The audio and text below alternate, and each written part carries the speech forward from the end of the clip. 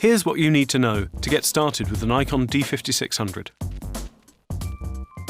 The D5600 is usually packaged with an 18 to 55mm f3.5 to 5.6 kit lens. For greater versatility, the 18 to 140mm f3.5 to 5.6 offers a wider zoom range. If you're just going to buy one additional lens for your D5600, we'd recommend the 35mm f1.8.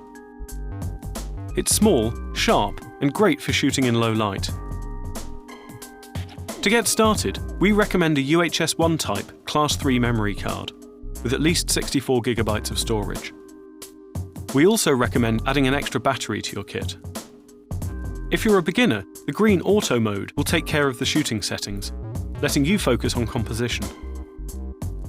But to get the most out of the D5600's 24MP sensor, we recommend shooting in RAW mode and adjusting the images using Nikon's bundled Capture NXD software.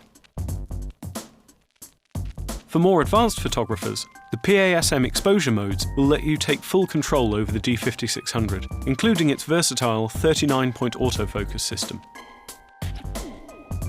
Switch to autofocus C if you want to shoot moving subjects. If you'd rather position your focus point manually, you can do this by moving your finger around the touchscreen, either in live view or with your eye to the viewfinder.